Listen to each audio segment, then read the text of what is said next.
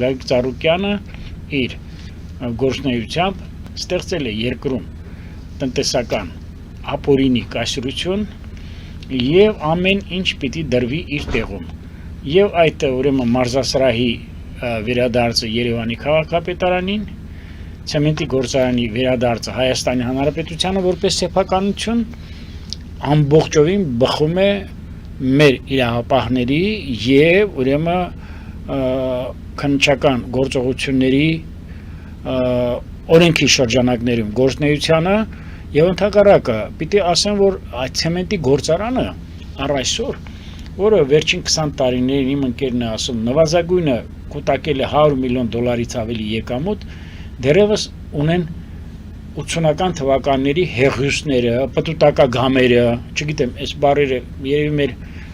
համակիրները կամ դիտողները կհասկանան, չէ՞ ինչի մասին է խոսքը, այսինքն ներդրումներ չանելով, սակայն կուտակել է ահռելի հարստություններ։